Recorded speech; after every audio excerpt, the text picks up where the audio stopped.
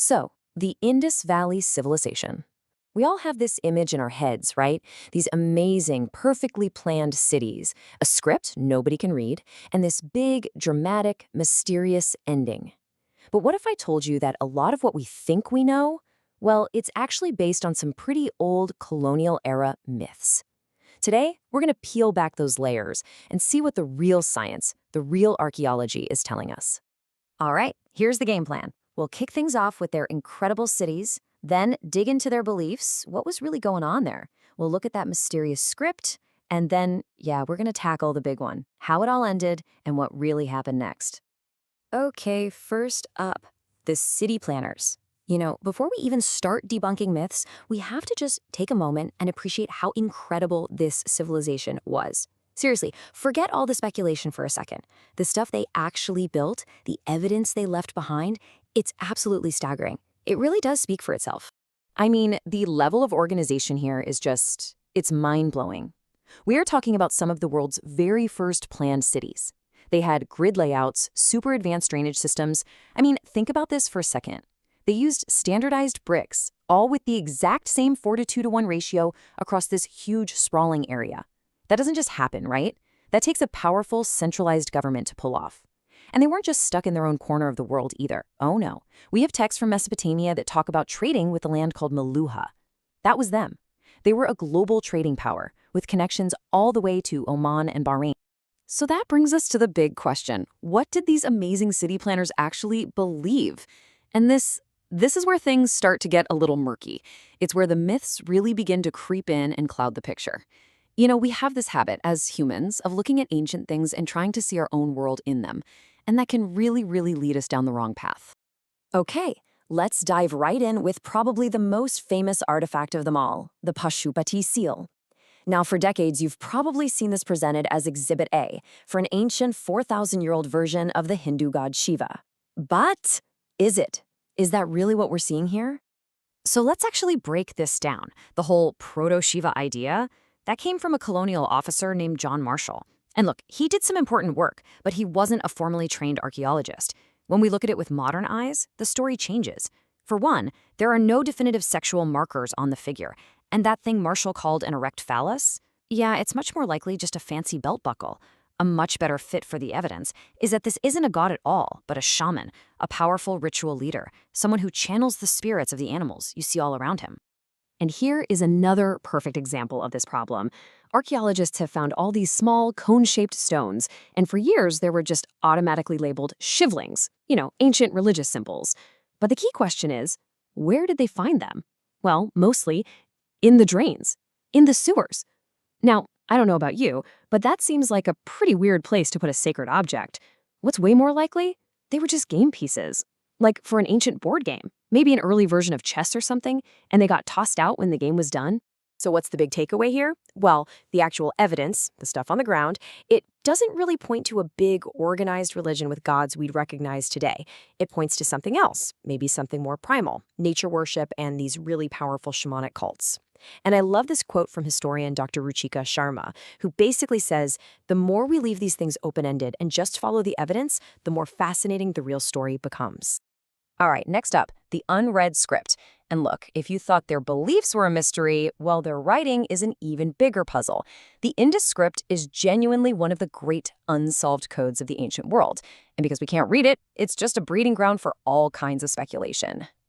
Okay, first things first, it's really important to get this. This is not an alphabet like the one we use. One symbol doesn't just equal one sound. It's what's called a logosyllabic script. That's a fancy way of saying a single symbol could be a whole word, like a little drawing of a fish might literally mean fish, or it could just represent a sound, a syllable. And that complexity is a huge reason why it's been so incredibly hard to crack. So what do we know? Well, we know it was written from right to left, or pretty sure it was used for practical stuff like trade seals and accounting, not for writing long stories or poems. Get this, the longest piece of text we have ever found is only 17 symbols long. Just 17. But here's the real kicker.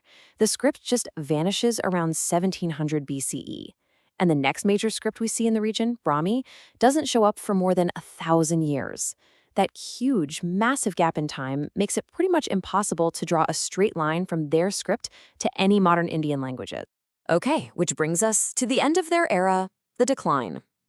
Now, this is a part of the story that's often told like some big disaster movie, a sudden, mysterious apocalypse that just wiped everyone off the map. But is that what actually happened? Nope, not even close. The people didn't just disappear into thin air. It wasn't an apocalypse. What happened was a political collapse. The central government, the system that enforced all those standard bricks and weights and planned the cities, that's what fell apart. The civilization as a single organized state was over. But the people lived on. They just adapted to a different, more rural way of living. And this is where we get to the biggest, most controversial, and longest-lasting myth of them all. I'm talking about the idea that the Indus Valley Civilization was destroyed in a single, violent invasion by a group of outsiders called the Aryans. Okay, the timeline here is absolutely crucial, so follow me on this. The Indus cities start to de-urbanize, to fall apart, around 1700 BCE. Now, the first waves of migration of those steppe pastoralists, the people we call the Indo-Aryans, they don't even start coming into the subcontinent until around 1500 BCE. That is a 200-year gap. Think about that. They couldn't have destroyed a thriving urban civilization because by the time they got there, the big cities had been empty for generations. So, let's just be crystal clear about this. The Aryan invasion theory, this idea of a single violent conquest, is a myth. It's been totally debunked. It's based on incredibly flimsy old evidence. What all the modern science and archaeology point to is an Aryan migration, a slow, gradual movement of people, probably in many different ways, that happened long, long after the Indus civilization had already collapsed. Invasion? No. Migration? Yes. And hey, if the archaeology and the timeline aren't enough for you, genetics provides the final knockout punch. It's really simple. Scientists have tested DNA from skeletons found in Indus Valley sites. The result? 0% DNA from the Eurasian steppe. None. Zilch. Now, they test the DNA of most modern South Asians. What do they find? A significant chunk of steppe DNA, anywhere from 10 to 30%. There is only one logical way to explain that difference. People from the steppe migrated into the subcontinent and mixed with the local population after the time of the Indus Valley Civilization. It's really an open and shut case. So, if the Indus people weren't wiped out in some great invasion, what happened to them? Where did they go? And did any part of their amazing culture actually survive all this upheaval? Let's talk about the echoes through time. Well, the archaeology is pretty clear. They dispersed. They moved out from the old heartland. We start seeing what we call late Harappan sites pop up in new areas, places like Gujarat and Haryana. And it's very likely that many moved south, too, taking their ideas, their technologies, and their traditions with them, and influencing all the new cultures that were starting to grow in other parts of the subcontinent. And they absolutely left a legacy that is still with us today. Just think about yoga. We see figures in clear yogic poses on those 4,000-year-old seals. So what happened? Well, the practice probably just continued on with the local people after the big cities collapsed. And then much later, it was absorbed by the new Vedic culture and eventually written down in their texts. It's a perfect, powerful example of a cultural echo, a tradition that survived the fall of a civilization and found a new home. You know, in the end, the story of the Indus Valley is such a great lesson in how we should think about history.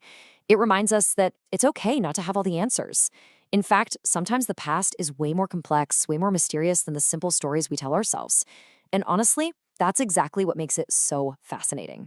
And when we let go of these old, busted myths, we actually open the door to a much deeper, more authentic truth about one of the world's first great civilizations. The story of the Indus Valley is still being written. It's not over. And you have to wonder, with every new dig, every new discovery, what amazing piece of this ancient puzzle are we going to find next?